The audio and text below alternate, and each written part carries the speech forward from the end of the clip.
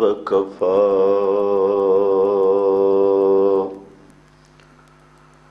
والصلاة والسلام على سيد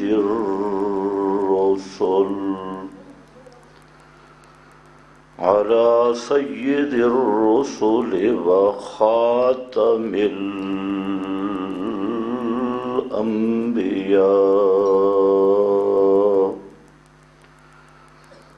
أما بعد فأعوذ بالله من الشيطان الرجيم بسم الله الرحمن الرحيم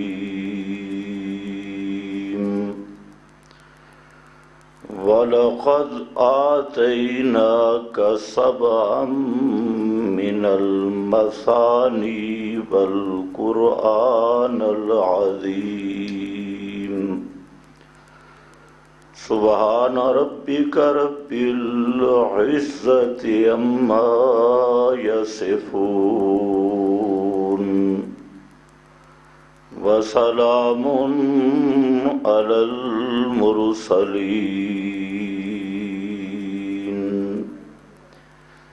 والحمد لله رب العالمين۔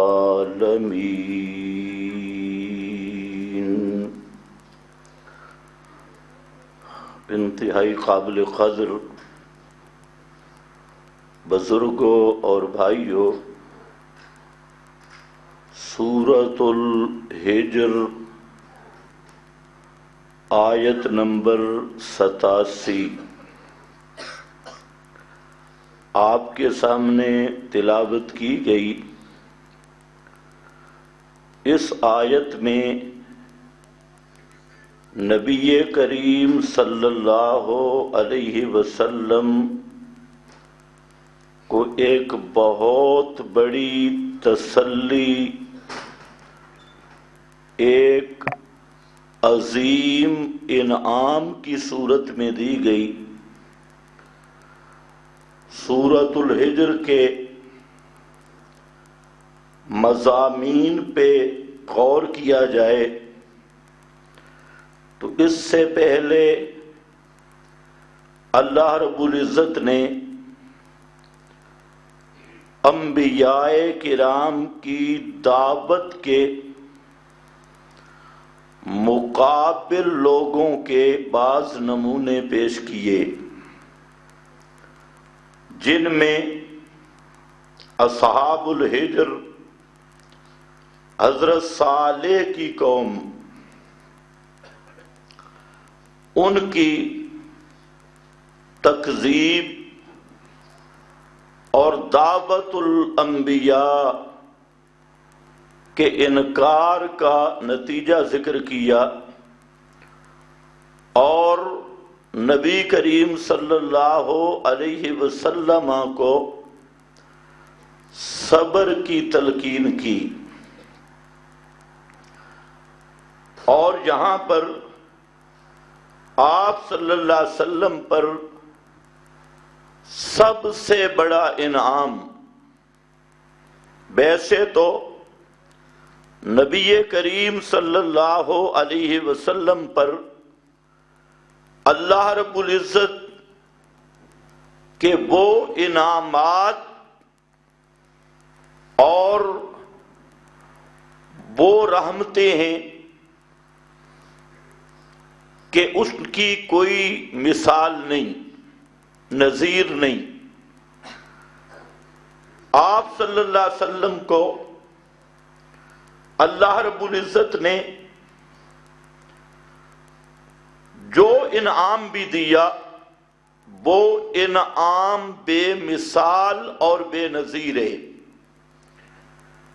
لیکن یہاں جس انعام کا تذکرہ ہے وہ انعام آپ کی سب عظمتوں کی بنیاد ہے،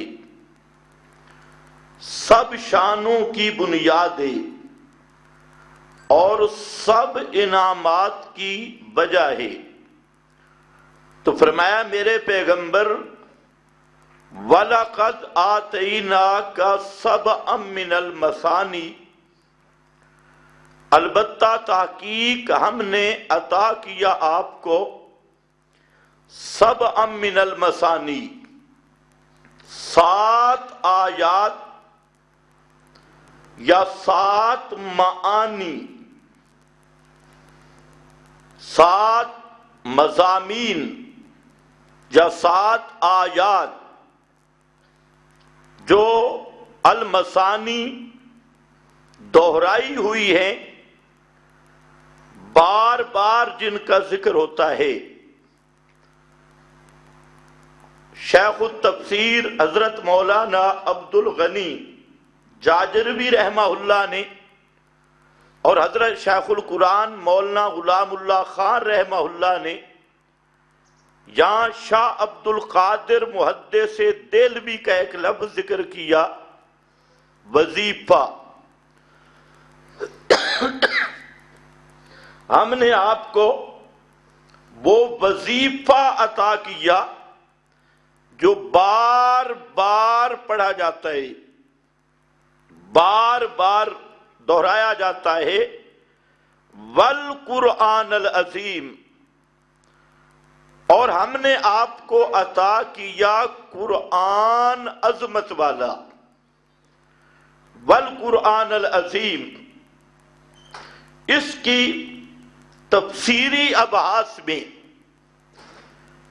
کہ سبعًا من المثانی سے مراد کیا ہے، بعض احادیث اور اقوال صحابہ سے معلوم ہوتا ہے کہ اس سے مراد ہے سورۃ الفاتحہ، 7 آیات اور مثانی دہرائی جانے والی، بار بار پڑھی جانے والی نماز میں سورہ فاتحہ بار بار نماز میں پڑھی جاتی ہے، اس لیے اس کو مثانی کہا گیا۔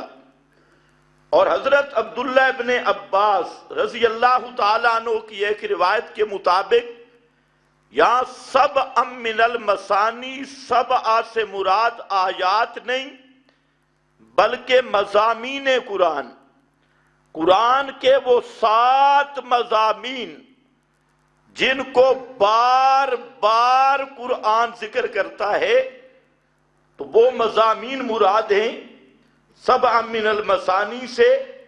بہرحال دونوں قول موجود ہیں۔ آگے فرمایا والقرآن العظیم، یہ واو کا عطف تفسیری بھی بن سکتا ہے اور اس کو عاطفہ بھی بنا سکتی ہیں۔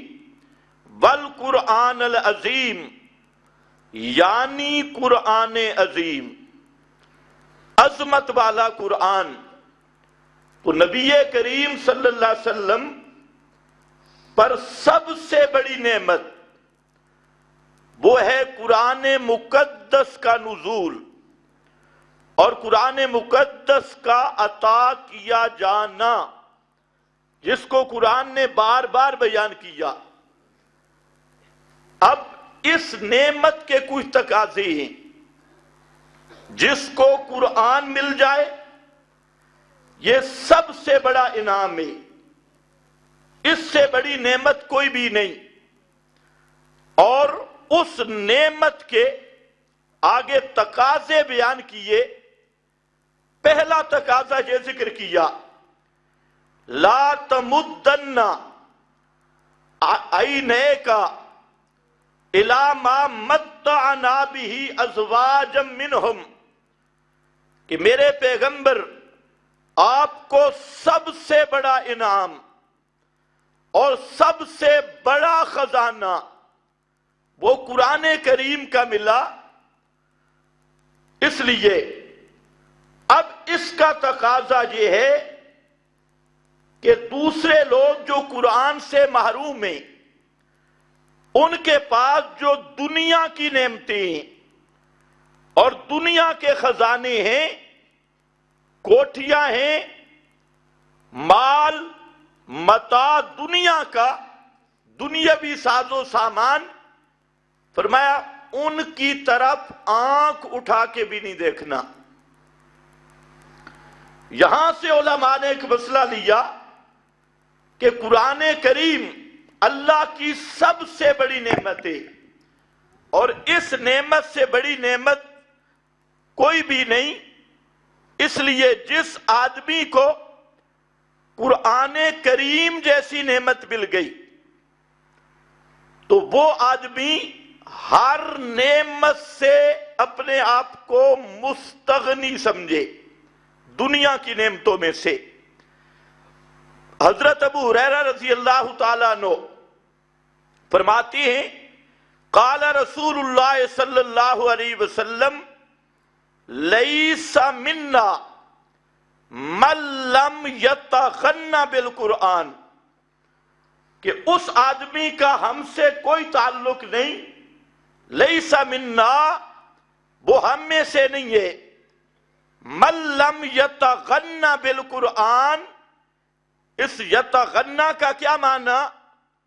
سب محدثین نے لکھا لم یستغن بہ، کہ جو آدمی قرآن والی نعمت کو کافی نہ سمجھے اور اس سے استغنا حاصل نہ کرے کہ مجھے قرآن مقدس کی نعمت مل گئی، اب اس کے مقابلہ میں دنیا کی ہر نعمت حقیر ہے، ہر نعمت نیچے ہے، ساری دنیا کے خزانے، ساری دنیا کی حکومتیں، ساری دنیا کا ساز و سامان، مال و متاع، یہ سب کا سب ہیچ ہے، اور سب سے بڑی نعمت ہے اللہ کا قرآن۔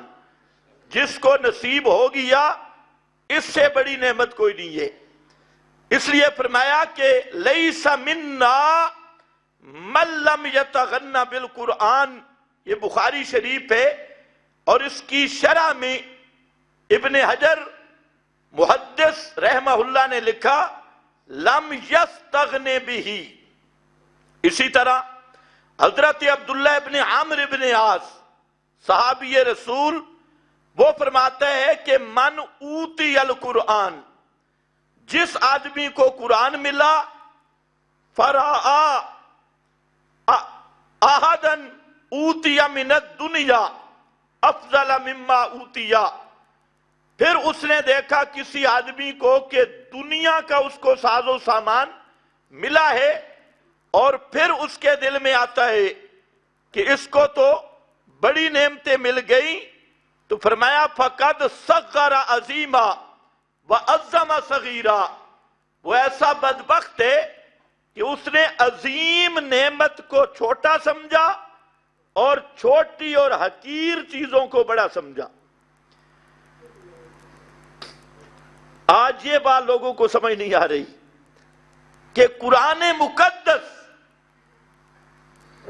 وہ انعام ہے جو اللہ نے سب سے بڑا انعام محمد مصطفیٰ صلی اللہ علیہ وسلم کو دیا، اور آپ کے توسط سے یہ قرآن امت تک پہنچا، اور جس امتی کو قرآن کی نعمت مل گئی، قرآن مقدس کا فہم مل گیا، قرآن مقدس میں تدبر کا سلیقہ مل گیا، قرآن مقدس کے علوم کو سمجھنے کی استعداد مل گئی، اور اللہ نے اسے قرآن مقدس کے علوم سے مالا مال کر دیا، اس آدمی کے پاس جو یہ نعمت ہے فہم قرآن کی اور اعتقاد ایمان بالقرآن کی، اس نعمت کا مقابلہ دنیا کی کوئی بادشاہت نہیں کر سکتی، دنیا کا کوئی ساز و سامان نہیں کر سکتا۔ پوری دنیا کے خزانے ایک طرف ہوں لیکن قرآن کے خزانے کا مقابلہ نہیں ہو سکتا۔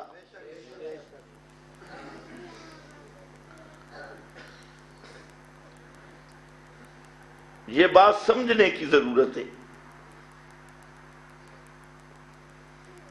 اور اس انعام کے بعد پہلی شک ذکر کی تقاضا کیا ہے کہ جو قرآن مقدس سے محروم لوگ ہیں، ان کے ساز و سامان سے مرعوب نہ ہونا، ان کے دنیاوی ساز و سامان کا حرص نہ کرنا، اس کو کہتے ہیں عربی میں التعریض، اور پنجابی معنی بھی آسان ہے، اردو میں تھوڑا مشکل ہے۔ پنجابی میں ایک مثال ہے کہ آنکھاں دھینوں تے سناما نونو، یہ پنجابی تو سمجھ گئے ہوں گے۔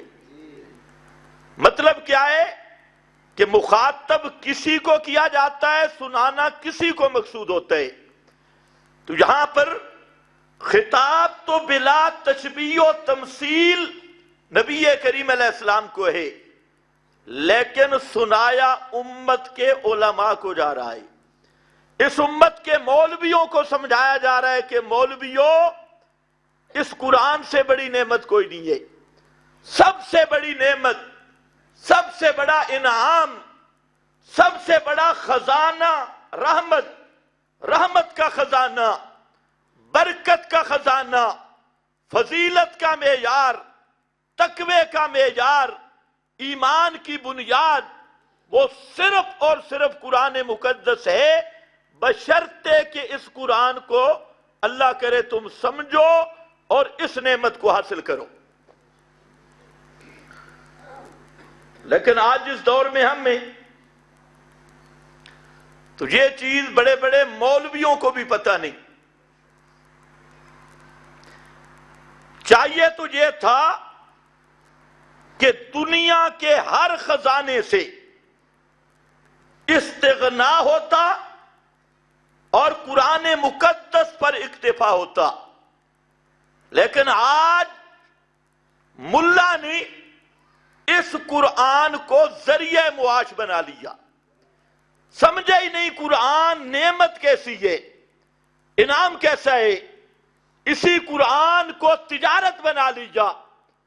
اگر یہ قرآن کے خزانے کو سمجھتا، قرآن مقدس والی نعمت کو سمجھتا، تو سب کچھ لٹا دیتا قرآن کے لیے، لیکن اس نے قرآن کو لٹانے کی کوشش کی ہے ختم کے چاولوں کے لیے، جمعرات کے چاولوں کے لیے، 11ویں کے دودھ کے لیے۔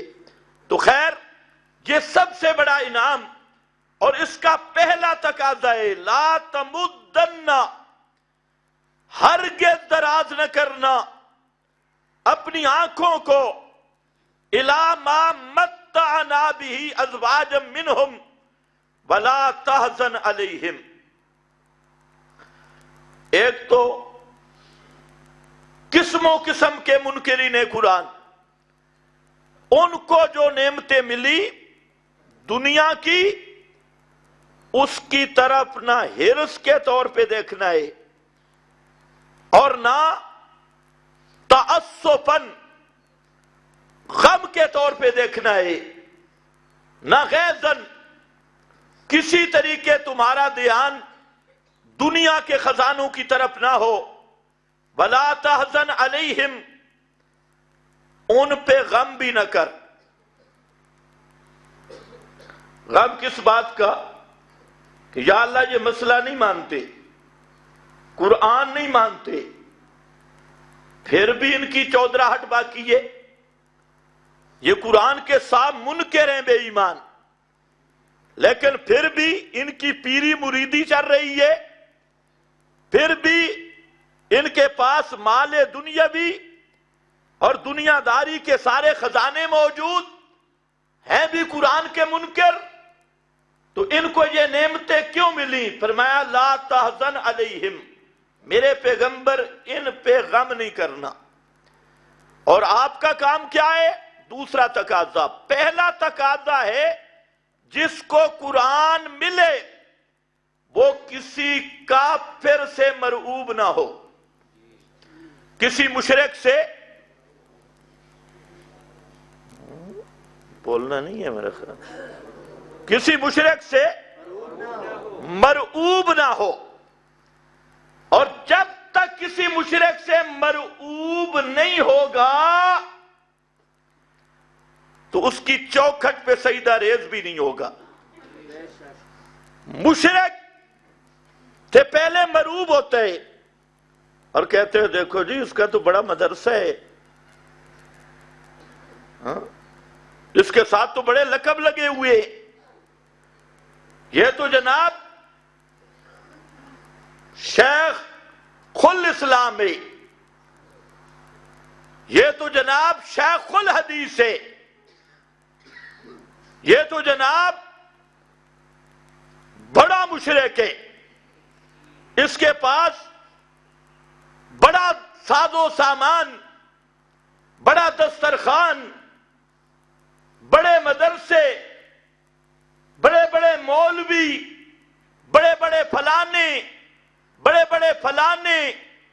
جب یہ مرعوب ہوگا تو اب مشرک کے سامنے سجدہ ریز ہوگا، سجدہ ریز ہوگا، اور بدعتی کے سامنے سجدہ ریز ہوگا۔ اور جب اس کو یہ احساس ہوگا کہ میرے پاس قرآن جیسی نعمت ہے، قرآن مقدس جیسی نعمت ہے، اور بدعتی جتنے درجے کا بھی موٹا تازہ ہو اس کے پاس قرآن نہیں، وہ قرآن مقدس کے چور ہے، قرآن مقدس کے مد مقابلے جب یہ نظریہ ہوگا تو وہ کبھی کسی مشرک یا بدعتی کی چوکھٹ پہ سجدہ ریز نہیں ہو سکتا۔ یہ مشرک یا بدعتی کی چوکھٹ پہ سجدہ ریز ہونا یہ احساس کمتری ہے کہ ان کے پاس مال زیادہ، ان کے پاس مدرسے بڑے شان و شوکت والے، ان کی بلڈنگیں اونچی، ان کا فلانا اونچا، ان کی پگڑیاں اونچی، ان کے ترے اونچے، ان کے القابات بڑے لگے ہوئے، ان کے جناب مرید بڑے، ان کے مقتدی بڑے، ان کے ساتھ عوام بڑی، ان کے ساتھ فلاں بڑا، ان کے ساتھ فلاں بڑا۔ جب یہ احساس سے کمتری آتا ہے تو پھر ایک خرابی پیدا ہوتی ہے، مواحدین سے ہٹ کر مشرکین اور مبتدئین کی خوشامدیں شروع ہوتی ہے، اور ان کا سلام لینا فخر سمجھا جاتا ہے۔ اور اس بیماری کی اصل وجہ یہ ہے کہ اس آدمی کو قرآن مقدس کی عظمت کا علم بھی نہیں ہے۔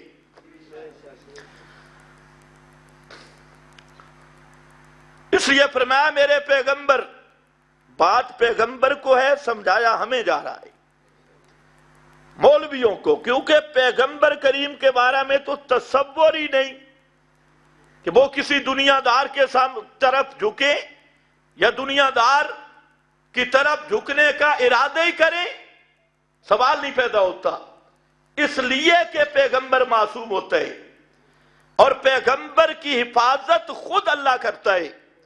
تو اس لیے فرمایا میرا پیغمبر، یہ قرآن مقدس کی نعمت کی پہچان کا پہلا تقاضا کسی مشرک سے مرعوب نہیں ہونا، کسی بدعتی کے ساز و سامان، کسی دنیا دار، کسی یہودی اصلی ہو یا نقلی، کسی نصرانی عقلی ہو یا نقلی، کوئی ہندو، کوئی سکھ، ان کی بلڈنگیں دیکھ کر، ان کے پاس دنیا کا سامان دیکھ کر، ان کی ظاہری شان و شوکت دیکھ کر، ان کے ظاہری پیری مریدی دیکھ کر، ان کے ظاہری اور مصنوعی تقوی کی کہانیاں دیکھ کر، ان کے زبان کے دعوے دیکھ کر قطعاً مرعوب نہ ہوا کرو۔ جن کے پاس قرآن مقدس کی نعمت ہو وہ کبھی کسی دنیاوی خزانوں کی طرف نہ مرعوب ہوتا ہے دیکھ کر، نہ ان کا لالچ کرتا ہے، نہ حرص کرتا ہے۔ اور دوسرا فرمایا وَاخْفِضْ جَنَاحَكَ لِلْمُؤْمِنِينَ، میرے پیغمبر وَاخْفِضْ جَنَاحَكَ لِلْمُؤْمِنِينَ، نرم کر کندھا اپنا، للمومنین، مومنوں کے لیے، مومنوں کے ساتھ وَخْفِضْ جَنَاحَكَ لِلْمُؤْمِنِينَ، نرمی کا معاملہ کر، محبت کا معاملہ کر. اور یہ تب ہوتا ہے کہ جب قرآن کی عظمت ہوگی تو قرآن والوں کے ساتھ بھی محبت ہوگی، قرآن مقدس کے ساتھ تعلق رکھنے والوں کے ساتھ محبت ہوگی. اور جب قرآن کی عظمت دل میں نہیں ہوگی اور دنیا داروں کی عظمت ہوگی اور دنیاوی ساز و سامان کا حرص ہوگا، وہ موحدوں کے ساتھ لڑے گا اور بدعتیوں اور مشرکوں کو سلام کرنا، ان کی خوشامدیں کرنا، ان کے چوکٹوں پہ سجدے کرنا اور جوتے اتار کے ان کے سامنے ان کا استقبال کرنا، وہ اپنے لیے باعث سعادت سمجھے گا اور اس کو وہ کہے گا یہ اخلاق ہے. توجہ ہے؟ یہ وہی کہہ سکتا ہے جو قرآن سے جاہل ہو. اور جس کے پاس قرآن کی نعمت ہے وہ کسی دنیاوی ساز و سامان سے مروب نہیں ہوتا. مومن جتنا غریب ہو اور جتنا بے سر و ساز و سامان ہو، وہ مومن سے پیار رکھتا ہے اور مشرکوں اور بدعتیوں سے بائیکاٹ رکھتا ہے. وَخْفِضْ جَنَاحَكَ لِلْمُؤْمِنِينَ، اور یہ مضمون قرآن میں کئی مقام پہ آیا کہ میرے پیغمبر مومنوں کے ساتھ شفقت فرماؤ، ان کو اپنی رحمت للعالمینی کی چادر میں لے لو، ان کے ساتھ نرمی کرو، ان کی غلطیاں معاف کرو، چاہے جتنی بڑی غلطیاں بھی ہو جائیں. اگر غور کیا جائے تو ایک وہ غلطی جس کے برابر کوئی غلطی نہیں ہوتی، یہ وہ غلطی ہوئی مقام احد میں. احد کے مقام میں اس غلطی کی وجہ سے پیغمبر کریم کے دانت مبارک بھی شہید ہو گئے اور 70 صحابہ شہید ہو گئے. جیتی ہوئی جنگ بظاہر شکست کا نقشہ اختیار کر گئی، کئی زخمی ہوئے اور غلطی ایک تھی چند آدمیوں کی، وہ درہ والے، جبل رمات والے. لیکن ان کا جب قرآن نے تذکرہ کیا، فرمایا میرا پیغمبر یہ وہ لوگ ہیں عفا اللہ عنہم، اللہ کی قسم اللہ نے ان کی غلطی معاف کر دی ہے. اور واعف عنہم، میرے پیغمبر تو بھی معاف کر دے. یہ کون سفارش کر رہا ہے؟ اللہ. اللہ اپنے پیغمبر کو کہہ رہا ہے واعف عنہم، میرے پیغمبر تو بھی معاف کر، میں نے بھی ان کو معاف کر دیا. اور فرمایا لو کنت فظا غلیظ القلب، میرے پیغمبر یہ تو فبما رحمت من اللہ، یہ تو میری رحمت ہے نا کہ میں نے آپ کے دل کو ان کے لیے ان کے حق میں نرم کر دیا ہے. اگر آپ کا دل ان کے حق میں سخت ہوتا لنفضوا من حولک. تو یہاں اصول قرآن یہ بیان کر رہا ہے کہ جس کو قرآن مقدس کی نعمت مل گئی ہو اس کا تقاضا یہ ہے منکرین قرآن سے متاثر نہ ہو، قرآن کی حقیقت کے چوروں سے متاثر نہ ہو. ہاں اپنے مومنوں کے ساتھ پیار کرے، اہل ایمان کے ساتھ پیار کرے اور مشرک اور بدعتی کے ساتھ کیا کرے؟ بائیکاٹ کرے. وَخْفِضْ جَنَاحَكَ لِلْمُؤْمِنِينَ وَقُلْ، اور فرما دیجئے انی انا النذیر المبین، فرما دیجئے لوگو میں محمد مصطفیٰ، میرا تعارف کیا ہے؟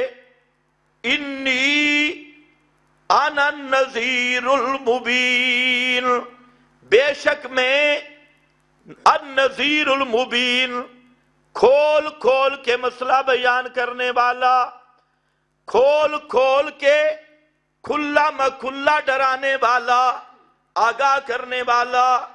کما انزلنا علی المقتسمین، کما انزلنا علی المقتسمین ننزل علیہم کما انزلنا۔ فرمایا میرا پیغمبر یہ دو کام کرنے ہیں، امت کو بھی بتا دے، جس کو قرآن کریم جیسی نعمت مل گئی وہ مشرکوں اور ان کے ساز و سامان سے بیزار ہو، ان کے ساتھ بائیکاٹ ہو، اور مومنوں کے ساتھ محبت اور پیار ہو، نرمی ہو، اور اہل ایمان کے ساتھ محبت اور رحمت کا معاملہ ہو۔ یہ کرنا آپ کا کام ہے۔ اب آگے فرمایا جو آپ کے مخالف ہیں تو قرآن کے تقاضے پورے کر، اور جو آئے گا قرآن کے مسئلہ کے مقابلہ بھی، چاہے کوئی بھی ہو، تو ننزل علیہم کما انزلنا علی المقتسمین، ان پہ بھی وہی اتاروں گا جیسے مقتسمین پہ اتارا، ان پہ بھی وہی اتاروں گا جیسے جو مقتسمین پہ اتارا۔ یہ مقتسمین کون ہیں؟ یہاں پر مفسرین کے چار اقوال ہیں۔ مقتسمین کون ہیں؟ پہلا قول یہ ہے کہ یہ مقتسمین وہ بڑے بڑے مشرک، گبر مشرک، جنہوں نے حضرت صالح کو راتوں رات قتل کرنے کا منصوبہ بنایا تھا۔ حضرت صالح تقاسموا باللہ، اسی سے مقتسمین۔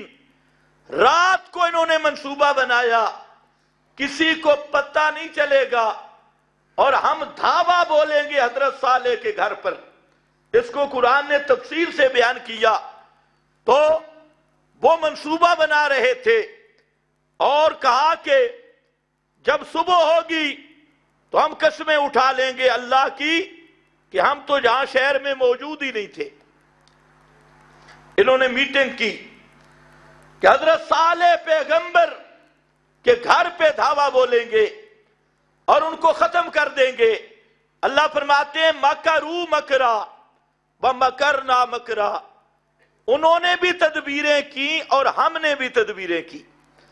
وہ بھی تدبیریں کر رہے تھے حضرت صالح کے خاتمہ کی، ومکرنا مکرا، اور ہم نے بھی منصوبہ بندی کر لی، تدبیریں کی حضرت صالح کو بچانے کی اور ان کو برباد کرنے کی۔ کبھی یہ بھی ہو جاتا ہے، یہ ہے مقتسمین۔ تو وہ منصوبہ کیا، رات کو جب وہ چوک میں اکٹھے ہوئے، ایک نعرہ لگا، جبریل نے نعرہ لگایا اور پوری بستی تباہ ہو گئی، صرف حضرت صالح کا گھر بچ گیا۔ یہ حضرت صالح کے خلاف منصوبہ کر رہے تھے کہ سارے مشرک مل کر، تو اللہ نے مسئلہ ثابت کر دیا کہ توحید اور توحید والوں کی حفاظت یہ اللہ کے ذمہ ہے۔ فرمایا میرا پیغمبر آپ قرآن بیان کرتے رہے، یہ قرآن بڑی نعمت ہے، باقی رہ گئے منافقین اور مشرکین کے منصوبے، میں اس طرح تباہ کر دوں گا جیسے صالح پیغمبر کے گھر پر شب خون مارنے والے اور دھاوا بولنے والے، ان کے منصوبے ان کے علم و گمان میں بھی نہیں، جیسے ان کو میں نے برباد کر دیا۔ یہ معنی ہے کما انزلنا علی المقتسمین، کیونکہ یہ میری عادت ہے، جو مسئلہ حق بیان کرتا ہے اس مسئلہ حق والے کی حفاظت کرنا، اللہ فرماتے ہیں یہ میرے ذمہ ہے۔ آپ اسی حق پہ قائم رہیں، اور یہ ہر دور میں ہوتا ہے۔ یہ صرف کوئی کہانی نہیں کہ ختم ہو گئی، یہ اللہ کے اصول ہیں، لیکن جو قرآن سے جاہل ہیں وہ سمجھتے نہیں۔ قرآن مقدس کے مسئلہ کے مقابلہ میں کوئی بھی آئے، بڑے سے بڑا پیر آئے اور بڑے سے بڑا ملا آئے، کوئی خطیب آئے، کوئی ٹولہ آئے، کوئی صاحبزادہ آئے اور کتاب و سنت کے مسئلے کا چور بنے، غدار بنے، اس کے لیے اب بھی اللہ کا یہی قانون موجود ہے۔ کچھ تو آپ نے آنکھوں سے دیکھ بھی لیا۔ چلو بہرحال یہ تو چونکہ جمعہ ہے تو سنو مسئلہ۔ کما انزلنا علی المقتسمین، ان پر بھی اسی طرح عذاب نازل کروں گا جیسے مقتسمین پہ کیا، قسمیں اٹھانے والوں پر۔ تقاسموا باللہ، انہوں نے بھی اللہ کے نام کی قسمیں اٹھائیں کہ راتوں رات حضرت صالح کے گھر پر دعویٰ بول دیں گے، صبح کہیں گے ما شہدنا مہلک آلہ، ہم تو شہر میں موجود ہی نہیں تھے، اللہ کی قسم ہے۔ تو یہ میٹنگ اللہ فرماتے ہیں ان کے سارے منصوبوں کو میں نے خاک میں ملایا، اور کیسے ملایا؟ پوری بستی کو تباہ کر دیا، اور ایک سالے وہ صبح اٹھے اور ان کے گھر والے تو وہ دیکھتے ہیں بستی کو، کَأَلَّمْ يَغْنَوْا فِيهَا، گویا کہ یہ بستی تو وہاں آباد ہی نہیں تھی، سب برباد ہو گئے، اور ایک ہی گھر موحدوں کا بچ گیا۔ فرمایا میرے پیغمبر آپ اسی نعمت پہ پکے رہے ہیں، قرآن مقدس کی عظمت والی، اسی کی قدر کریں، اس کے تقاضے پورا کریں۔ کما انزلنا علی المقتسمین،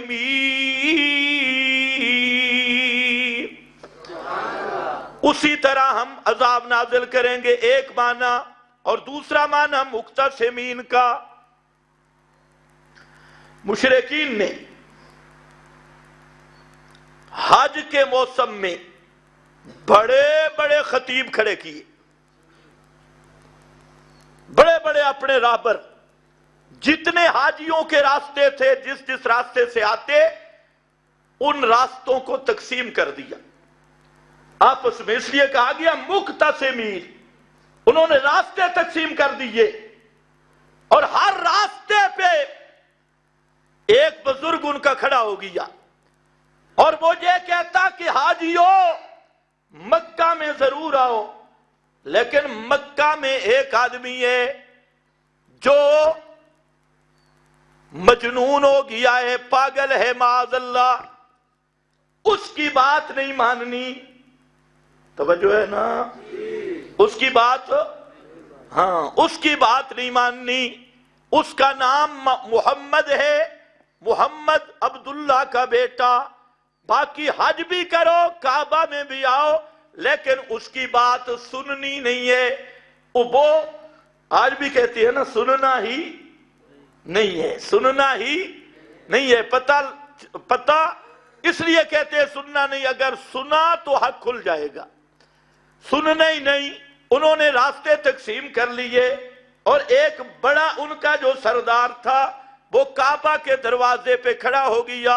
اب جتنے قافلے حج سے آتے تو یہ ان کو گائیڈ کرتے، بھئی اے جو محمد ہے نا آقا صلی اللہ علیہ وسلم، یہ ہمارے بزرگوں کو گالیاں دیتا ہے، ہمارے اکابر کے خلاف ہے، اور فتوے بڑے لگاتا ہے، یہ تکفیری ہے، یکفرنا یکفر آباءنا، یہ تکفیری ہے، تکفیری، ہمیں کافر کہتا ہے۔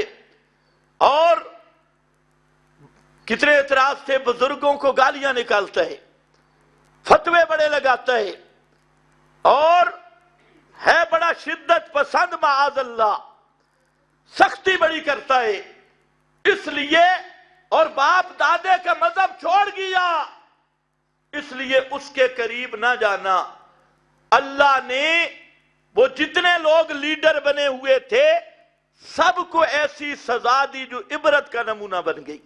فرمایا میرا پیغمبر آپ مسئلہ بیان کرتے رہے، قرآن بیان کرتے رہے، میں ان کے ساتھ بھی وہی کام کروں گا کما انزلنا علی المقتصبین. جیسے پہلے راستے تقسیم کرنے والے کام ونڈا ڈالا نل کیتا، مسئلہ توحید دے دائی کے خلاف، ان کے ساتھ بھی وہی کروں گا علی المقتصمین. اور تیسرا معنی جیسے ان پہ عذاب ہوا جنہوں نے اپنی کتاب کو تقسیم کر ڈالا. یہود اور نصارہ انہوں نے اپنی کتابوں کے حصے بنا دیے، رجسٹر الگ کر لیے، اور کچھ کتابیں الگ کر لیں، اپنی اپنی پسند کے مسئلے. اللہ کی کتاب افتؤمنون ببعض الکتاب وتکفرون ببعض، بعض کو تو لے لیتے تھے اور جو حصہ خلاف آتا اس کو بولو اس کو چھوڑ دیتے. یہ ہیں کتابیں تقسیم کرنے والے، کتابوں کو ٹکڑے کرنے والے. تورات کا وہ حصہ، انجیل کا وہ حصہ جو اپنے مطلب کے خلاف ہوتا اس کو چھپا کے رکھ لیتے اور کچھ کچھ سنا دیتے.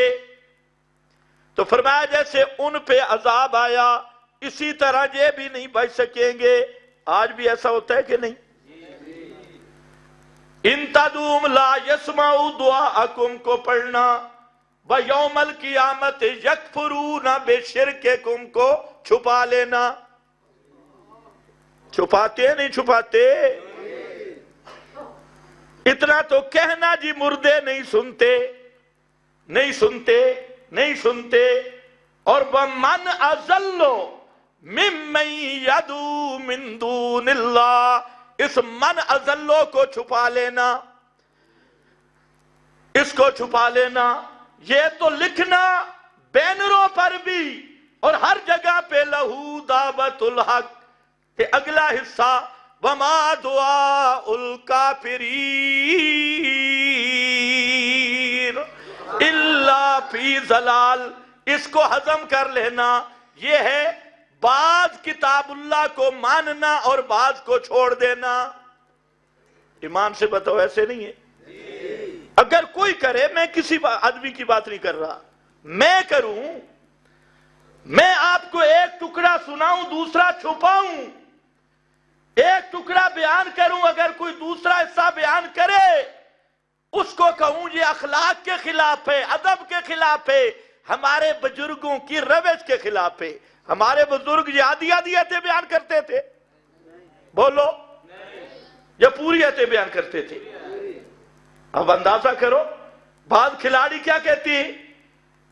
پہلے ایک آواز آپ سنتے تھے، کہنے والے کہتے تھے کہ ہم آپ کا قرآن نہیں سنتے، بس ہمارے اکابر نے جو کہا ہے ہمیں وہ بتاؤ. یہ کون کہتا تھا؟ بولو، وقت بڑا کم ہے اور جو آیت میں نے بیان کرنی وہ آگے کھڑی ہے. یہ تو انعام کی بات ہے. توجہ ہے؟ یہ کون سی کمپنی تھی کہ شیخ القرآن مولانا غلام اللہ خان رحمت اللہ تعالی علیہ، حضرت سید عنایت اللہ شاہ بخاری رحمت اللہ تعالی علیہ، قاضی شمس الدین رحمت اللہ تعالی علیہ، یہ سارے اکابر، شیخ القرآن مولانا محمد طاہر رحمت اللہ تعالی علیہ، یہ قرآن پیش کرتے تھے اور آگے لوگ کیا کہتے تھے؟ ہم تمہارا قرآن نہیں مانتے، ہمارے بزرگوں کی طرز کے خلاف ہے، ہمارے اکابر کی روش کے خلاف ہے. یہ کون کہا کرتے تھے بھائی؟ اونچے بولو، اونچے بولو. یہ کون کہا کرتے تھے؟ مزہ نہیں آیا؟ وہ جو پیچھے بیٹھے ہو تم بھی بولو. یہ کون کہتا تھا؟ یہ اشاعت التوحید کی آواز تھی؟ یہ شیخ القرآن کی روش ہے؟ یہ ہمارے اکابرین کی روش ہے؟ یہ روش ہے اہل بدعت کی. اور ملا جی تو بھی بدعتیوں سے مل مل کر اب اس نیز پہ پہنچا ہے اور اہل بدعت کی بولی بول رہا ہے کہ ہم توحید، ہمیں وہ توحید نہ سناؤ جو ہمارے بزرگوں کی روش سے ہٹ کے ہے. یہ تیری بولی، یہ بولی کس کی ہے؟ پہلے بولی پہچان. تمہیں سمجھ کچھ بھی نہیں آئی. یہ بولی پہچان، یہ بولی اہل حق کی ہے یا اہل بدعت کی؟ یہ بولی اہل بدعت کی ہے. اور یہ اہل بدعت کہا کرتے تھے ہمارے اکابر کو کہ ہم تمہارا قرآن نہیں سنتے، ہمارے اکابر کی روش کے خلاف ہے، ہمارے بزرگوں کی روش کے خلاف ہے. تمہیں ذرا بھی احساس نہیں؟ آج وہ بدعتیوں کے ترجمان بن گئے، اہل بدعت کی بولی بولنا شروع کر دی کہ ہم وہ توحید نہیں سنتے، ہم تمہاری توحید نہیں سنتے، اکابر کی روش کی خلاف ہے. جرأت کر، پوری تحدی کے ساتھ کہتا ہوں، کوئی ایک مسئلہ میرا نکال جو اکابر کی طرز اور روش کے خلاف ہو. نعرہ تکبیر! سرکار حال انکار ہے، سرکار حال انکار ہے. مسئلے کی حق جماعت اشاعت التوحید و سنہ. ویسے آج سے میں آپ کو رخصت دے رہا ہوں، جتنے الزام لگاؤ سب معافی، جو کچھ تم کرتے رہو سب معافی. کسی کی ذاتیات کو ہم نہیں چھیڑتے، خصوصاً اپنے جمعہ میں. ہاں جہاں مسئلے کی بات آئے گی تو وہاں کوئی معافی نہیں ہوگی، چاہے کوئی بھی ہو.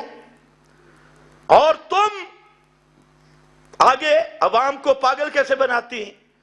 میں شیخ القرآن کا شاگرد ہوں، میں نے عنایت اللہ شاہ صاحب کو دیکھا ہے، میں نے فلاں کو دیکھا ہے. میں نے کہا کمال کہ عبداللہ ابن ابی نبی پاک کا شاگرد تھا. عبداللہ ابن ابی نے نبی پاک کو دیکھا تھا یا نہیں؟ اس اخنس نے ساری زندگی پیغمبر کے پیچھے نمازیں پڑھی تھی، تو اب عبداللہ ابن ابی کا بیان حق بن جائے گا؟ اور میں تحدی سے کہتا ہوں خدا کی قسم، تم نے شیخ القرآن کو بھی نہیں سمجھا، قاضی شمس الدین کو بھی نہیں سمجھا. اگر تم میں جرأت ہو تو قاضی شمس الدین صاحب رحمت اللہ علیہ کی الہام الباری کا ایک صفحہ میرے سامنے پڑھ کے سنا دے. اگر تیرے اندر جرأت ہے. اردو رسالوں کے ماسٹر اور کہتے ہیں ہمارے تو نے اکابر کو سمجھا کیا ہے؟ تو راجہ بازار جلیبیاں کھاتا رہا اور دکانوں پہ پھرتا رہا. آج میں یہ گزارش کروں گا جتنے ہمارے نوجوان ساتھی ہیں، خدا کے لیے شیخ القرآن کا دورہ موجود ہے، سننا شروع کر دو. دودھ دودھ پانی پانی ہو جائے گا. شیخ القرآن دونوں شیوخ، شیخ القرآن مولانا محمد طاہر کا بھی دورہ موجود ہے، شیخ القرآن مولانا غلام اللہ خان کا بھی دورہ تفسیر موجود ہے. میں سب ساتھی جتنے سمجھدار ہیں سب سے یہ گزارش کرتا ہوں خدا کے لیے، ایک مہینہ 1 گھنٹہ ذرا شیخ کا دورہ سنو، پھر تمہیں پتا چلے کہ جی میں فلانے سے میں نے پڑھا ہے. اور تو بزرگوں کو بدنام نہ کر، تو پڑھا کچھ بھی نہیں ہے. اگر تو پڑھا ہوتا خدا کی قسم تجھے تو جواہر القرآن کی اصطلاحات نہیں آتی. جواہر القرآن میں جو مقدمے میں اصطلاحات لکھی ہے آج تک تجھے سمجھ نہیں.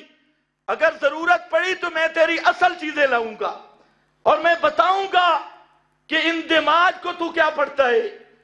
اور یہ جو شیخ القرآن کے جتنے اور اصطلاحات ہیں، اور جب پڑھانے لگے ادھر ساتھ رجسٹر پڑھا ہے جی تخویف اخروی بشارت، دیکھ لو رجسٹر کے بغیر تخویف اخروی کا کوئی پتہ نہیں، بشارت کا کوئی پتہ نہیں. اور ابھی ایک آیت کا ترجمہ کیا، وہ جس تقریر میں بڑے اخلاق کا مظاہرہ کیا ہے اس میں ایک آیت کا ترجمہ کیا، انا للہ و انا الیہ راجعون. تو کہتا کیا ہے؟ اتنا نہیں پتا کہ اگر کسی آیت کے 2 معنی ہوں، 2 توجیہ ہوں، شیخ زادہ البیضاوی تو تیری قسمت میں نہیں، کسی عالم سے پوچھ لینا، وہ عربی بھی ہے.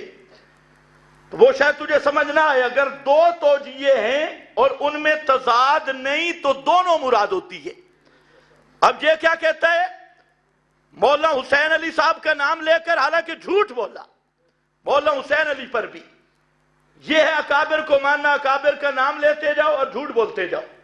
یہ مقام جواہر القرآن کا دیکھ لو، کہتا ہے یہ انا الیہ راجعون کہ یہ معنی غلط ہے کہ ہم اللہ کی طرف لوٹنے والے ہی۔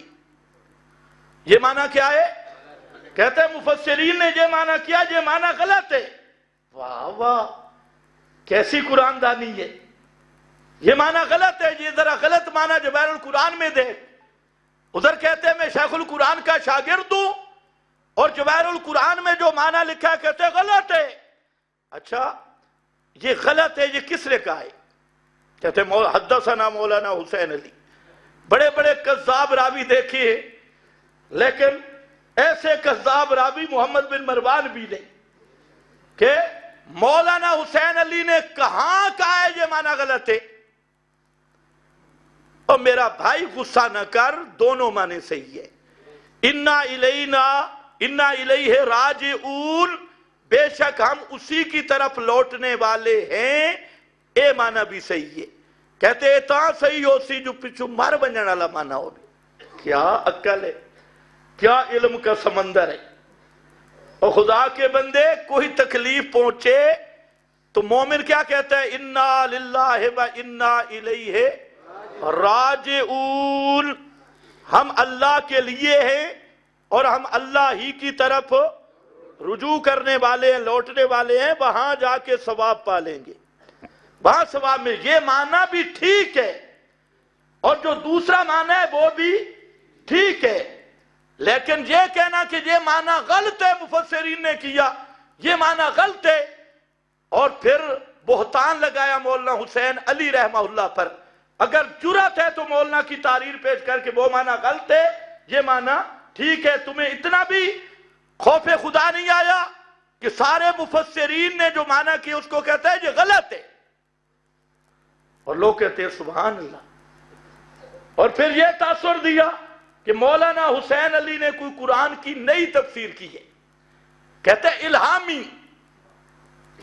تو میں نے کہا کسی غیر نبی کا الہام تو حجت ہی نہیں، چری مسئلہ کیا ہے؟ تو پھر جو مولانا نے تفسیر کی وہ تو حجت ہی نہیں بنے گی۔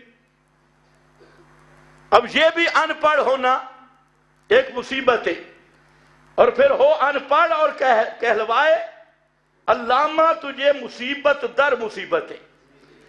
اس کو علماء کہتے ہیں جہل مرکب۔ تو خیر میں عرض یہ کر رہا تھا قرآن کی تحریف نہ کرو اور قرآن کے معنی مت بدلو۔ یہ تحریف، یہ معنی غلط ہو گیا اور دوسرا معنی صحیح، تو قانون تفسیر کا سمجھو کہ تفسیر قرآن میں اگر دو توجیے ہیں اور تضاد نہیں تو دونوں وہ قرآن کے اس آیت کا مصداق ہے۔ اور یہ نہیں ہے کہ تم تقلید کرو، یہ کہتے ہیں کہ ہم بزرگوں سے پڑھے ہیں۔ میں نے کہا بزرگوں سے تم پڑھے ہو لیکن بزرگوں کو سمجھا ذرا نہیں، پتہ نہیں سو کر پڑھتے رہے۔ ایک اور بزرگ کھڑا ہوا پوری تقریر میں، اولو العلم قائما بالقسط، قائمان کو اولو العلم کے ساتھ لگا رہا ہے، اور سارے آگے جو بیٹھے ہیں مرید سبحان اللہ سبحان اللہ۔ اور میرا بھائی خدا کے لیے قرآن کی تعریف نہ کر، یہ قائمن، یہ اولو العلم کے ساتھ نہیں لگ رہا۔ یہ پیچھے جو کھڑا ہے نا، شاہد اللہ انہ لا الہ الا ہو، یہ قائمن اللہ یہوہ کے ساتھ لگ رہا ہے۔ دونوں سے مفسرین نے حال بنایا، یہ تیری نئی تحقیق آ گئی کہ قائمن اولو العلم کے ساتھ لگا کر گھنٹہ تقریر کی، قرآن پاک کی تحریف کرتا رہا، باقی کہتے ہیں جی سبحان اللہ۔ یہ وہ لوگ ہیں جو کہتے ہیں ہم اکابر کے پاس پڑھے ہیں۔ بھائی تمہیں تو اکابر کا خدا کی قسم پتہ ہی نہیں۔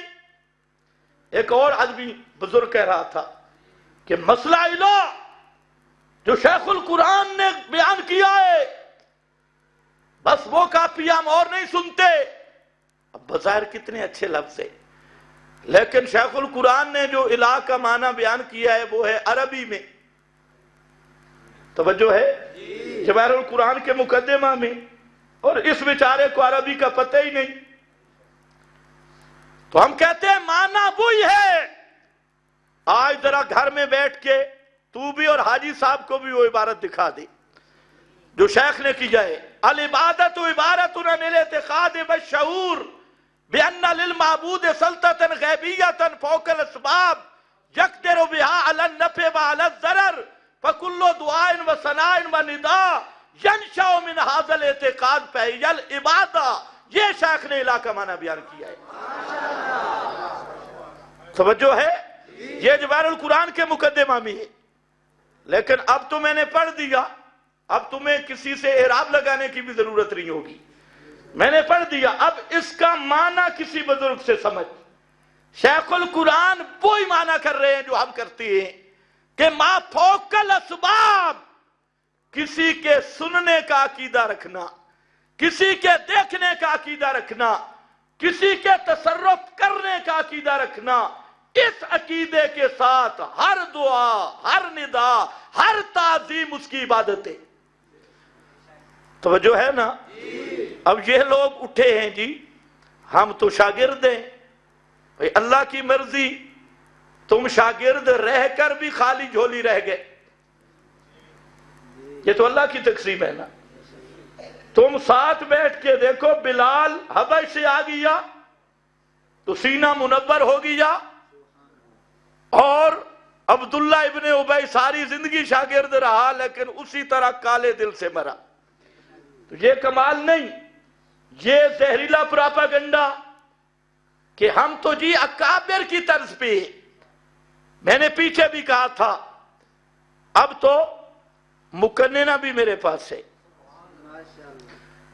آپ کے پاس کوئی مسئلہ ہو، پورے ادب و احترام سے کہہ رہا ہوں، کوئی شرعی مسئلہ ہو، آپ ہمیں بلا لیں، اور ہمیں نہیں بلاتے تو میں آپ کو دعوت دیتا ہوں، ہمارے پاس تشریف لائیں، کوئی شرعی مسئلہ ہو۔ ان حضرات سے بھی کہتا ہوں پراپاگنڈا کرنے سے کچھ نہیں ہوگا، اگر مجھے بلاؤ تم تینوں ہوں میں آؤں گا، مجھے آپ سمجھا دیں کہ آپ کا یہ مسئلہ اکابر سے ہٹ کیے، کتاب و سنت سے ہٹ کیے، بتا دیں، انشاءاللہ میں وعدہ کرتا ہوں کہ ہمارا کوئی مسئلہ کتاب و سنت اکابر سے ہٹ کے ہوا، میں سٹیج پہ توبہ کروں گا سب کے سامنے، ہمارے اندر کوئی ضد نہیں۔ اور اگر تم نہیں بلانا چاہتے تو میری دعوت قبول کرو، تم آؤ ہمیں سمجھاؤ، نہیں سمجھا سکتے میں سمجھاتا ہوں۔ اب یہ مسائل سٹیج کے نہیں، یہ سٹیج، اب یہ مسائل ہے مکننہ میں، مکننہ میں آؤ اور اپنے مسائل پیش کرو، کسی مسئلے کے ساتھ بھی اگر اختلاف ہے۔ الحمدللہ امیر محترم نے جو پنجاب کی بہترین علماء پر مشتمل باڈی تشکیل دی ہے دستور اور آئین کے مطابق، تو اب چاہیے یہ میں آپ کو بھی مشورہ دوں گا کہ آپ بھی ضد چھوڑ دیں، عہدے کوئی چیز نہیں۔ اب تم صرف عہدوں کی وجہ سے کہ ہمارا عہدہ تھا فلانا تھا فلانا، تو ہم نے تو آپ کو جماعت سے بھی نہیں نکالا، توجہ ہے، ہم نے تو جماعت سے، ہم تو نکالنے والے نہیں، جماعتوں میں داخل کرنے والے ہیں۔ ہم تو کہتے ہیں دوسرے بھی آئے ہمارے ساتھ مسئلہ سمجھ کے، صرف بات تو اتنی ہے کہ 2-3 عہدے چلے گئے جو پہلے بھی غیر دستوری تھے، تو وہ عہدے جانے کی فکر میں آپ کیا کہتی ہیں، ہم جماعت کو ٹکڑے کریں گے، ہم تقسیم کریں گے۔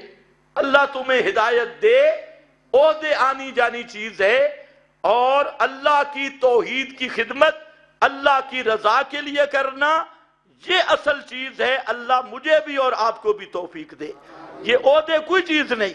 حدیث میں تو آتا ہے جو عہدہ مانگے اس کو عہدہ نہ دو، اور جو عہدوں کے لیے لڑے تقسیم کرے تو اس حدیث کے مطابق وہ عہدے کا مستحق ہوگا؟ نہیں۔ میری گزارش ہے سٹیجوں کو دنگل نہ بناؤ، توحید و سنت بیان کرو، اور ایک دوسرے پر ہٹ بازی چھوڑ دو، اور بھائی بھائی بن کے کتاب و سنت کی خدمت کرو۔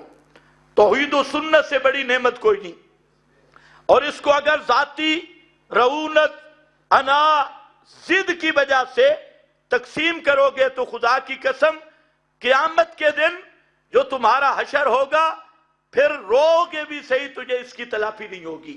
تو ہماری سب کو دعوت یہی ہے کہ جن کو اللہ نے توحید و سنت کا مسئلہ کی سمجھ دی ہے، ایک دوسرے کی ٹانگوں میں ہاتھ ڈالنا چھوڑ دو، بھائی بھائی بن کے توحید و سنت کی خدمت کرو۔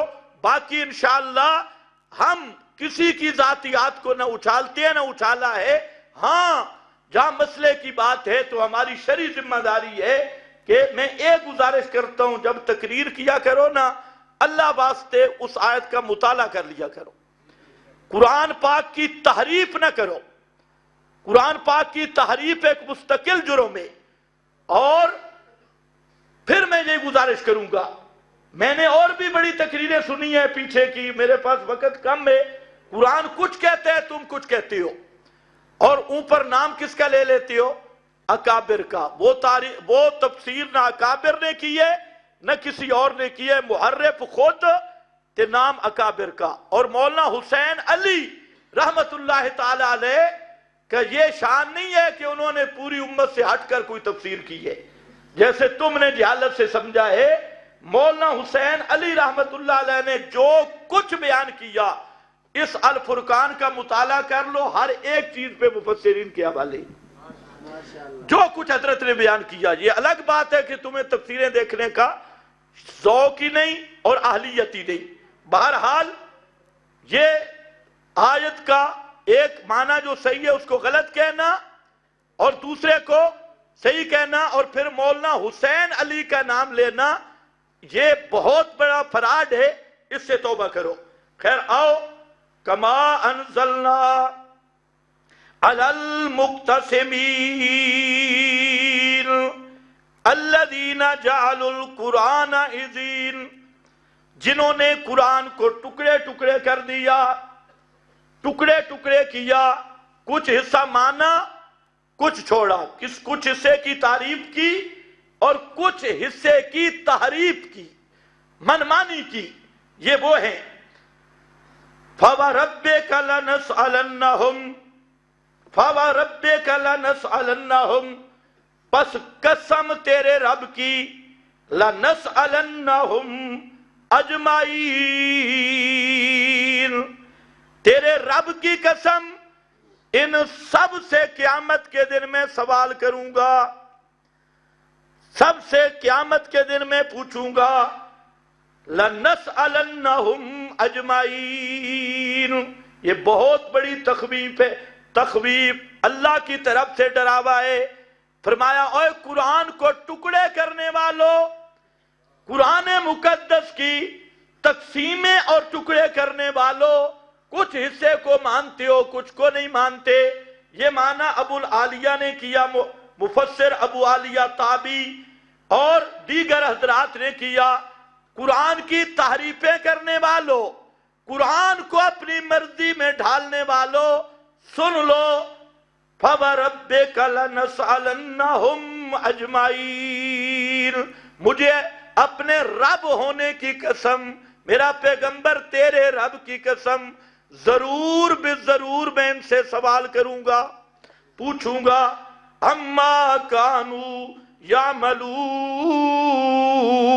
یعملون، ان چیزوں کے بارے میں یہ جو کر رہے ہیں کسی کو نہیں چھوڑوں گا، نہ مولوی کو، نہ پیر کو، نہ صاحبزادے کو، نہ حاجی کو، نہ عوام کو، نہ مشرک کو، نہ کسی اور فاسق کو، کسی کو نہیں چھوڑوں گا، اجمعین، سب سے سوال ہوگا، اور جس سے اللہ نے اس طرح سوال کیا وہ بچ نہیں سکے گا۔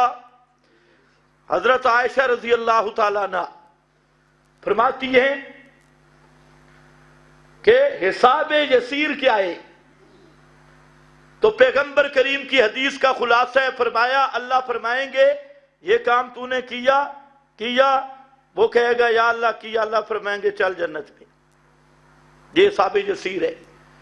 اور ایک یہ کام کیا، اوکے کیا لیما کیوں کیا، جہاں اللہ تعالیٰ کی طرف سے کیوں آ گئی وہ بندہ برباد ہو گیا. کیوں کیا برباد ہو گیا. فرمایا سب سے پوچھوں گا، سب سے لَنَسْأَلَنَّهُمْ أَجْمَعِينَ. اس پر حضرت انس، حضرت عبداللہ ابن عمر، حضرت مجاہد تابعی یہ فرماتے ہیں تفسیر کرتے ہوئے، السؤال عن لا الہ الا اللہ. سوال کس کے بارے میں ہوگا؟ اللہ کی توحید کے بارے میں، کیونکہ قرآن کے حصے بھی کرتے ہیں مسئلہ توحید کے بارے میں. کچھ کو کہتے ہیں یہ تو بڑا اچھا ہے، اور کچھ کو کہتے ہیں ائتب قرآن غیر ھذا او بدل ہو، اذا ذکرت فی القرآن وحدہ ولوا علی ادبارہم نفورا. سارے قرآن کے دشمن نہیں، مسئلہ توحید کے دشمن ہیں. فرمایا پوچھوں گا، اور کیسے پوچھوں گا؟ فرمایا انل وفائے بلا الہ الا اللہ، کہ توحید کا وفادار کون تھا؟ توحید کا کیا لفظ ہے؟ وقت بڑا کم ہے. توحید کا، توحید کے ساتھ وفا کس نے کی؟ وفا کے مقابل غداری ہے. ایک وفا ہے، ایک غداری ہے. اللہ قیامت کے دن ضرور سوال کریں گے مسئلہ توحید کا وفادار کون تھا اور مسئلہ توحید کا غدار کون تھا. یہ سوال ہوگا عن الوفاء بلا الہ الا اللہ والصدق لما قالیا کما قال الحسن لیس الایمان بالتحلی بل الدین بالتمنی ولکن ما بکر فی القلوب وصدقتہ الاعمال. فرمایا صرف تقریریں کام نہیں آئیں گی. توجہ ہے نا؟ ایمان اور توحید کی صرف زبانی تقریریں یہ کام نہیں آئیں گی. کام کیا چیز آئے گی؟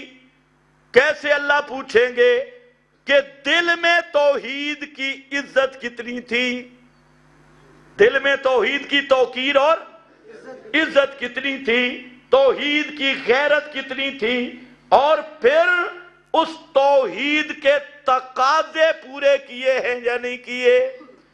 توحید کا تقاضا ہے نخلو و نترکو،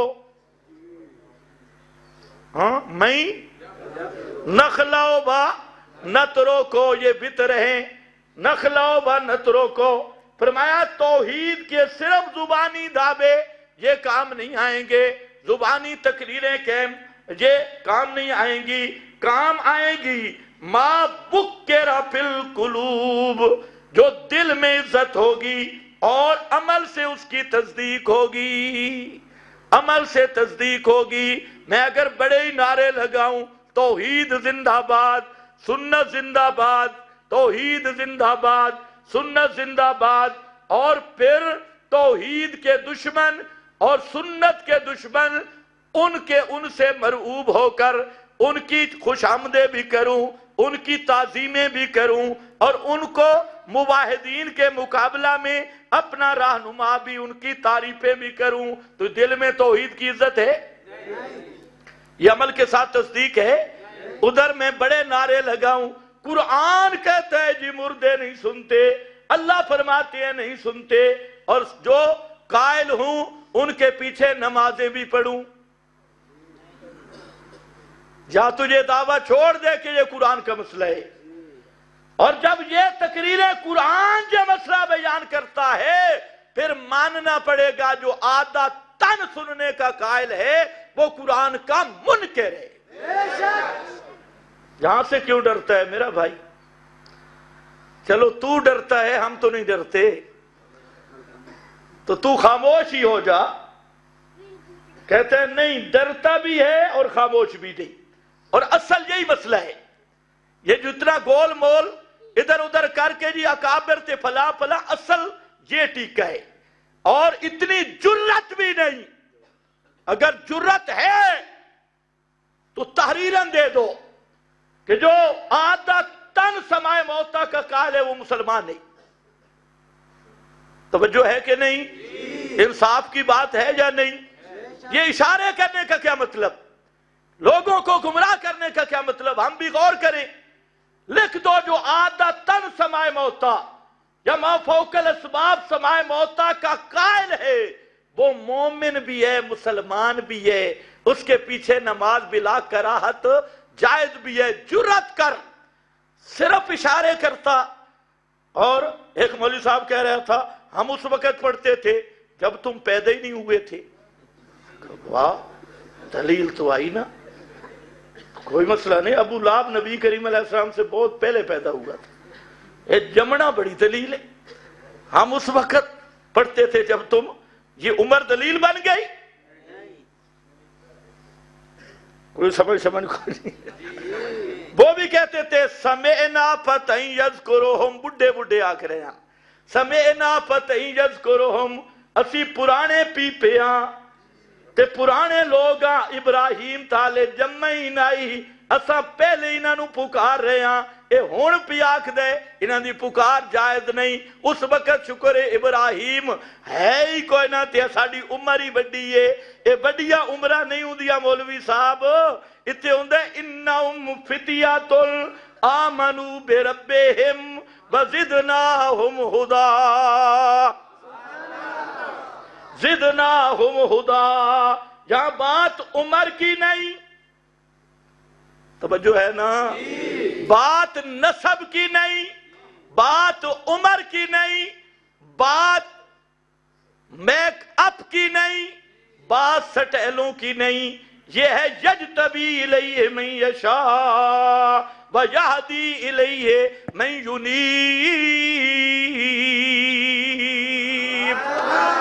یہ مسئلہ، یہ نغمہ ہر ساز پہ گایا نہیں جاتا، یہ توحید والا وہ نغمہ ہے، اللہ اس کو دیتا ہے یجتبی الیہ من یشاء ویہدی الیہ من ینیب، جس کے دل میں انابت ہو۔ اس لیے مت روب ڈالو، ہم بڑوں سے پڑھتے رہے تے چھوٹوں سے پڑھتے رہے، تم خدا کی قسم پڑھتے رہے ہو تب بھی تم نے بڑوں کو سمجھا ہی نہیں ہے۔ آج اتنے بیٹھے ہو نا، شیخ القرآن کا دورہ سنو گے جی؟ سب نوجوانوں کو کہو شیخ القرآن کا دورہ سنو، اور پیر طریقت سید عنایت اللہ شاہ صاحب کی تقریریں سنو۔ وہ کس کو کہہ رہے ہیں؟ اپر کلاس کا مشرک، لوئر کلاس کا مشرک۔ اتنا جلدی تم پردے ڈالنے لگ گئے، اور پھر دعائیاں دیتی ہیں نہیں جی ہم نے مسئلہ کل بھی نہیں چھوڑا، آج بھی نہیں چھوڑا۔ میں نے کہا بچوں تے بولیاں کیڑیاں بول رہی ہیں؟ یہ بولیاں اہل توحید کی نہیں ہیں، یہ اشاعت التوحید کی نہیں ہے، اشاعت التوحید کے اکابرین کی بولی ہے۔ لوگوں آؤ اذا تنازعتم فی شیء فردوہ الی اللہ، فردوہ الی اللہ، اگے برسول ہی کیا ہے؟ برسول ردوہ الی اللہ۔ اور جب کوئی جھگڑا پڑ جائے کتاب اللہ، سنت محمد مصطفیٰ، کتاب اللہ حاکم کتاب ہے، یہی اکابرین اشاعت التوحید کا نظریہ ہے۔ اور تم اکابر کی کوئی ایک کتاب مجھ سے سمجھ لو تو پتہ چل جائے۔ شیخ القرآن کا جو جواہر القرآن کا مقدمہ ہے نا، خدا کی قسم اس کو بھی کوئی سمجھ لے تو ایسی بھونگی تقریریں چھوڑ دے اور ایسے ڈٹ مارنے چھوڑ دے۔ سارا مسئلہ اس میں لکھا ہے جواہر القرآن کے مقدمہ میں۔ شیخ نے تو اور بھی لکھا ہے، علم غیب کا مسئلہ بیان کرتے ہوئے فرماتے ہیں جو ان کو کافر نہ کہے وہ بھی ویسا ہی کافر ہے۔ وہ حاجی صاحب کو بھی تکلیف تھی نا، حاجی صاحب نے خوبصورت تقریر کی، میرے یہ اساتذہ مر گئے الحمدللہ۔ وہ بھی حوالے میں فلاں سے پڑھا، فلاں سے پڑھا، فلاں سے پڑھا، भाई पढ़ा तू 1000 से पढ़े, लेकिन तूने हासिल क्या किया है? हासिल क्या किया? हमारे इलाके में एक मौलवी साहब थे, 40 साल एक मदरसे में पढ़े और 40 साल के बाद उसने उर्दू वाली बुखारी से दौरा हदीस किया, बिल्कुल कौदर। फलाने के पास भी बैठा, फलाने किसी के पास बैठने से आदमी आलिम बन जाता है? या तू सनद बयान कर रहा है? तो हालत ये है कि अब यहां पर अल्हम्दुलिल्लाह कहना चाहिए मेरे असाज़ा मर गए। एक और बड़ी अजीब लतीफा किया, वो लतीफा जी ये कहते हैं नूह का बेटा किनान, हजरत मूसा भी तो फिरौन के घर पैदा हुए। इस जुमले को जरा सोचो, मैं अगर हम अर्ज करेंगे तो शिकायत होगी। खुद मूसा बन रहा है और फिरौन किसको कह रहा है? अपने बाप को फिरौन कह रहा है और खुद मूसा बन रहा है। पिछले सारे कहते हैं सुभान अल्लाह, क्या बात है। यानी बेटा बाप को कह रहा है फिरौन, खुद मूसा बन रहा है और सारे जो स्टेज पे सुभान अल्लाह। और मेरे भाइयों ये तुम्हारी हालत है, हमें ना छेड़ो, अपना काम करो, तौहीद और सुन्नत बयान करो। हाँ, और पता नहीं कहते हमने मुकाबला किया करेंगे। भाई हमारा तो आपसे कोई मुकाबला नहीं, खुदा के लिए हम आपका मुकाबला नहीं करते। हमारा मुकाबला अहले बिदत अहले शिरक से है। आप जब तक कहते हैं कि मैं तौहीदी हूं, तो तुम मुकाबला किस चीज पे करते? मैंने मुकाबला किया, करूंगा। भाई हमारा कोई मुकाबला नहीं।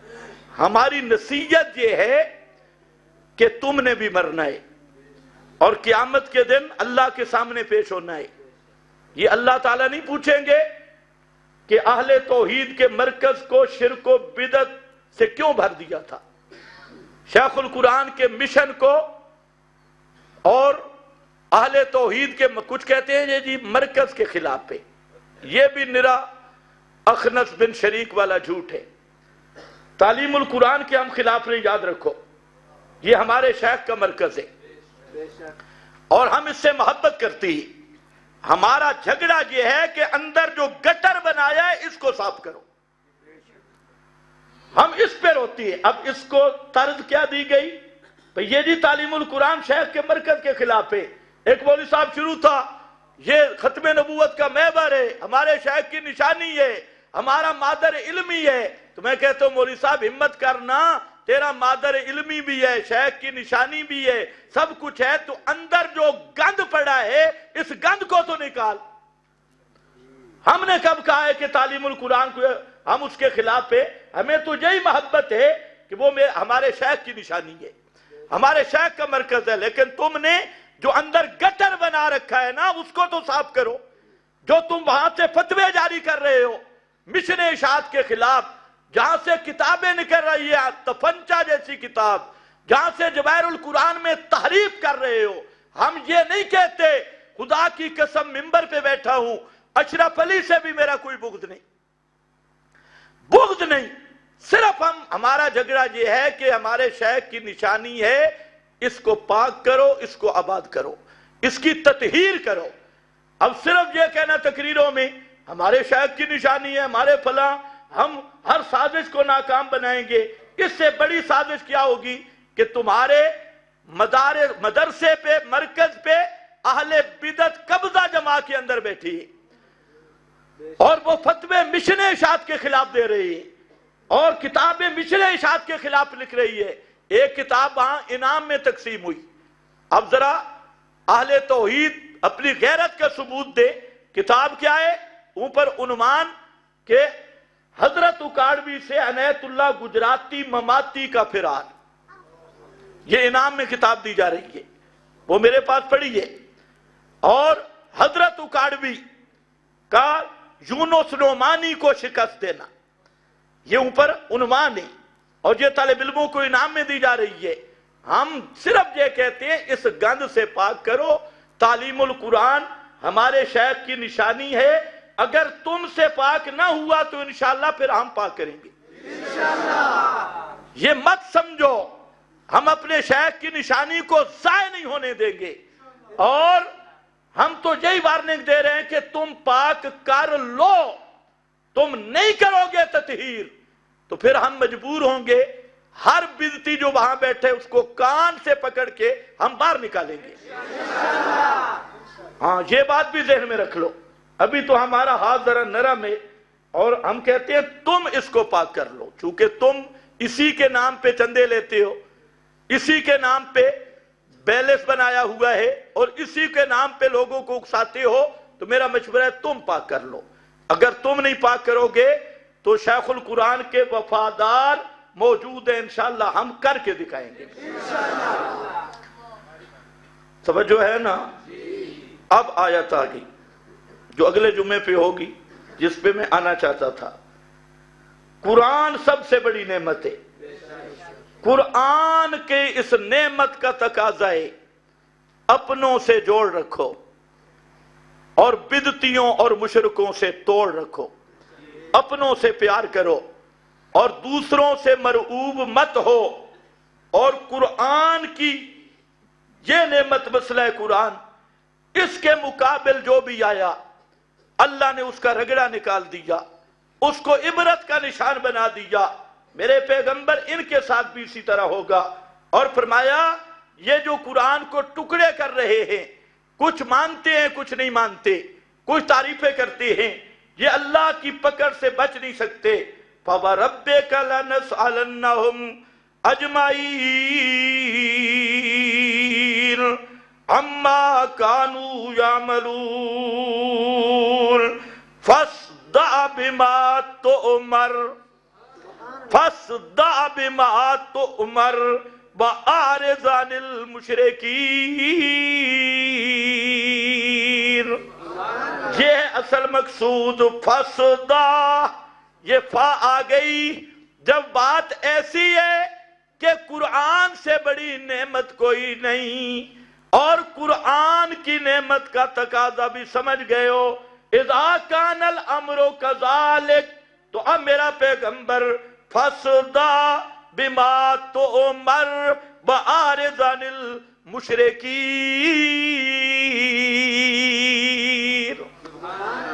کھول کھول کے بیان کر.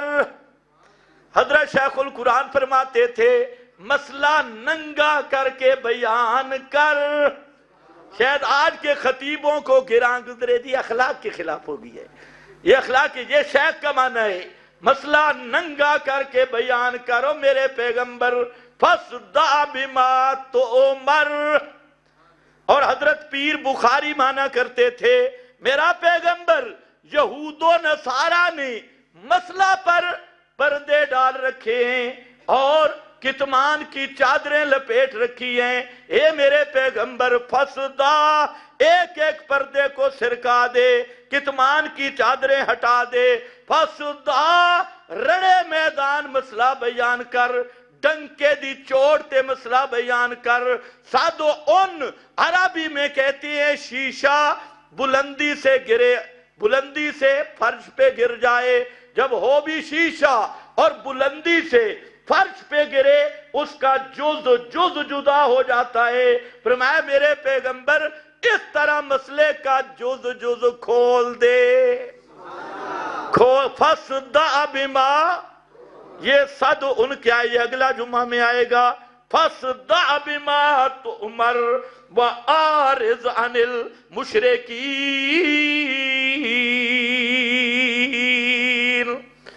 اور مشرکان دی پرواہ نہ کر.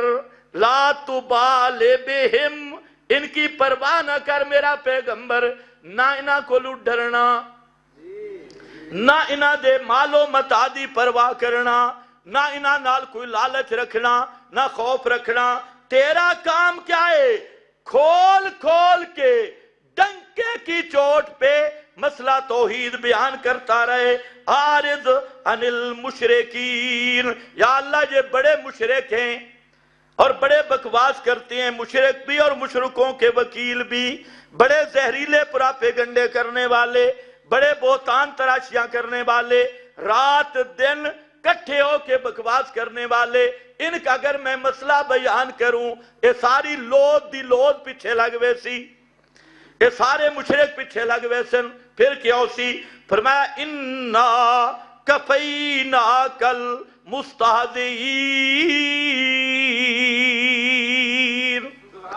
انا کفیناک، میرا پیغمبر تیرا کام ہے مسئلہ کھولنا، باقی جو مسئلے کے مقابل آئے گا اس کو وہ جانے اور میں جانوں، وہ جانے اور انا کفیناک، ہم کافی ہیں المستہزئین، یا مشرکین کا لفظ ذکر نہیں کیا، المستہزئین، تاکہ مشرکاں دے وکیل بھی وچ آ جامن، پیچھے المشرکین اور ادھر المستہزئین، یہ لفظ بدل دیا کہ مشرک بھی اور مشرکوں کے وکیل بھی جو مرضی مذاق کرتے رہیں، جو مرضی ٹھٹھے کرتے رہیں، جو مرضی ٹچکریں کرتے رہیں، جو مرضی اشارے کرتے رہیں، جو مرضی الزامات لگاتے رہیں، جو مرضی اتہامات لگاتے رہیں، جو مرضی چیختے چلاتے رہیں، انا کفیناک، ہم کافی ہیں، تمہیں ان سے لڑنے کی ضرورت ہی نہیں۔ یہ مکی آیات ہے، ہم کافی ہیں، تمہیں ان سے لڑنے کی ضرورت، لڑائی تے مدینہ شروع ہوئی ہے، جہاد والی آیات وہاں ہیں، اور پھر اللہ نے کفایت کی۔ یہاں پر بھی چند بڑے بڑے رؤوس تھے، سادات المشرکین، کہ سادات جمع سید دی۔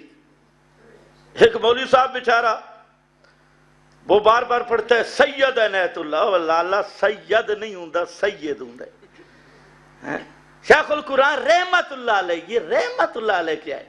اور رحمت اللہ علیہ اتنا نہیں پتا، فلانا رحمت اللہ علیہ، یہ رحمت اللہ نہیں ہوتا بابا، یہ رحمت اللہ ہوتا ہے۔ السلام علیکم ورحمت اللہ پڑھتے ہو؟ کیا پڑھتے ہو؟ السلام علیکم ورحمت اللہ۔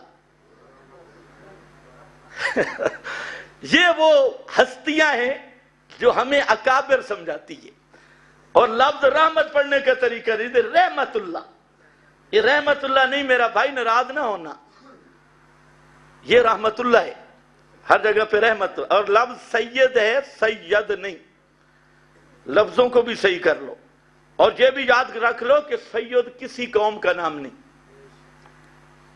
بڑی بات کر رہا ہوں، خیال رکھنا، عربی میں سید کسی قوم کا نام نہیں ہے، یہ تو اجمیوں نے بنایا نا، فلانا،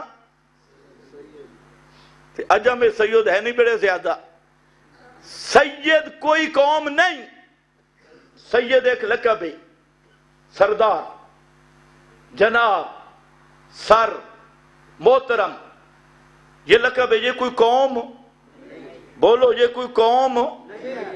یہ بھی آج کل ایک نیا فتنہ کھڑا ہو گیا، اے جی فلانا، یہ کون ہے؟ کون ہے؟